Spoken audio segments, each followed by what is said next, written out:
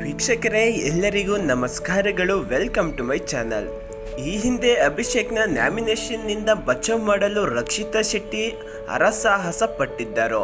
ಹೌದು ವೀಕ್ಷಕರೇ, ತಾವು ಸೇಫ್ ಆಗೋದನ್ನು ನೋಡದೆ ಅಭಿಷೇಕ್ ಸೇವ್ ಆಗಬೇಕು ಅಂತ ರಕ್ಷಿತಾ ಶೆಟ್ಟಿ ಹಠ ಹಿಡಿದಿದ್ದರು.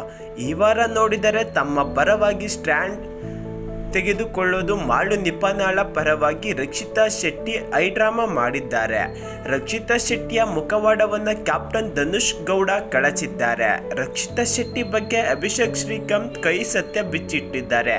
ಏನೋ ಆ ಸತ್ಯವನ್ನು ನೋಡೋಕ್ಕೂ ಮುಂಚೆ ಯಾರೆಲ್ಲ ಕೂಡ ನಮ್ಮ ಚಾನಲನ್ನು ಸಬ್ಸ್ಕ್ರೈಬ್ ಮಾಡಿಕೊಂಡಿಲ್ಲ, ಈ ಕೂಡಲೇ ಪಕ್ಕದಲ್ಲಿರುವ ಬೆಲ್ಲೈಕನ್ ಒತ್ತಿ ಸಬ್ಸ್ಕ್ರೈಬ್ ಮಾಡಿಕೊಳ್ಳಿ. ಹಾಗೆ ಈ ವಿಡಿಯೋಗೊಂದು ಲೈಕ್ ಕೊಟ್ಟು ಶೇರ್ ಮಾಡಿ. ಹೌದು ವೀಕ್ಷಕರೇ, ಕ್ಯಾಪ್ಟನ್ ಧನುಷ್ಗೆ ಬಿಗ್ ಬಾಸ್ ವಿಶೇಷ ಚಟುವಟಿಕೆ ನೀಡಿದ್ದರು. ಈವರೆಗೆ ಮನೆಯ ಹಾಗೂ ಹೋಗುಗಳಲ್ಲಿ ಪಾಲ್ಗೊಳ್ಳುವಿಕೆ, ಧ್ವನಿ ಎತ್ತುವ ಸಾಮರ್ಥ್ಯ, ಅಸ್ತಿತ್ವದ ತೋರ್ಪಡೆ ಆಧಾರದ ಮೇಲೆ ವೈಯಕ್ತಿಕ ಅಭಿಪ್ರಾಯದ ಮೇರೆಗೆ 1-11ರವರೆಗೆ ಧನುಷ್ಗೆ ಎಲ್ಲರಿಗೂ ಧನುಷ್ ರ್ಯಾಂಕಿಂಗ್ ಕೊಡಬೇಕಿತ್ತು. ಆ ರ್ಯಾಂಕಿಂಗ್ ನ್ಯಾಮಿನೇಷನ್ ಮೇಲೆ ಗಂಭೀರ ಪರಿಣಾಮ ಬೀರುತ್ತಿತ್ತು.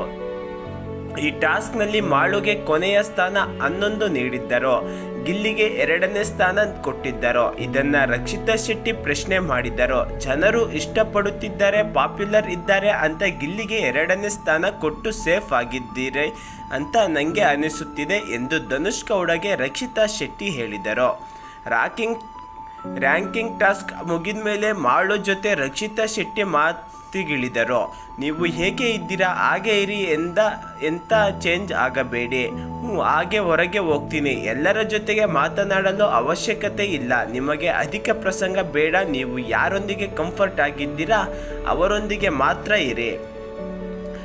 ಮಾಡು ಇನ್ನೂ ಬೆಟರ್ ಪ್ಲೇಸ್ ಸಿಗಬೇಕು ಅಂತ ನಿಮಗೆ ಅನಿಸಿಲ್ವಾ? ನನಗೆ ಅನಿಸುತ್ತೆ ಅವರು ಈಸಿ ಟಾರ್ಗೆಟ್ ಅಂತ. ನಿನ್ನ ಪ್ರಕಾರ ಮಾಳುಗೆ ಯಾವ ಸ್ಥಾನ ಸಿಗಬೇಕಿತ್ತು? ರಕ್ಷಿತಾ ಶೆಟ್ಟಿ 4, 3 ಅಥವಾ 5. ಧನುಷ್ ಗೌಡ 3ನೇ ಸ್ಥಾನದಲ್ಲಿ ಅಶ್ವಿನಿ ಅವರು ಇದ್ದರು.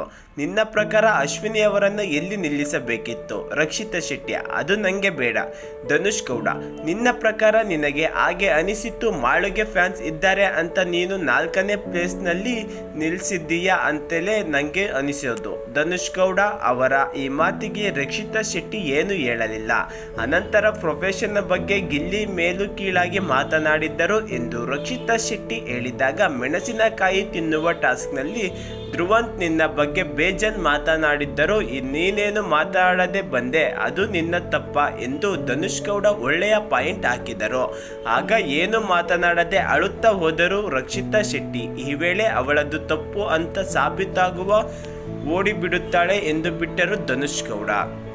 ನಿಂಗೆ ಪ್ರಾಬ್ಲಮ್ ಆಗಿರೋ ರಕ್ಷಿತಾ ಎಂದು ಮಾಳುಗೆ ಧನುಷ್ ಗೌಡ ಹೇಳಿದರು. ಇತ್ತ ನೀನೇ ಸುಮ್ಮನಿದ ಮೇಲೆ ಅವಳ್ಯಾಕೆ ಮಾತನಾಡುತ್ತಿದ್ದಾಳೆ, ಕಾಣಿಸಿಕೊಳ್ಳಬೇಕು, ಕಿರುಚಿದರೂ ಕ್ಯಾಮರಾ ಫೋಕಸ್ ಆಗುತ್ತದೆ ಅಂತ ಹೀಗೆ ಮಾಡುತ್ತಿದ್ದಾಳೆ, ಅರ್ಥ ಮಾಡಿಕೋ. ಗಿಲ್ಲಿ ಅಂತ ಜೊತೆಯಲ್ಲೇ ಇದ್ದು ಅವನನ್ನೇ ನ್ಯಾಮಿನೇಟ್ ಮಾಡಿದಳು ಎಂದು ಮಾಳುಗೆ ಅಭಿಷೇಕ್ ಶ್ರೀಕಾಂತ್ ಹೇಳಿದರು. ಇದರ ಬಗ್ಗೆ ರಕ್ಷಿತಾ ಶೆಟ್ಟಿಯ ಮುಖವಾಡ ಏನೆಂದು ನಿಮಗೆ ಅನಿಸುತ್ತದೆ? ಕಮೆಂಟ್ ಮೂಲಕ ಕಮೆಂಟ್ ಮಾಡಿ ವೀಕ್ಷಕರೇ.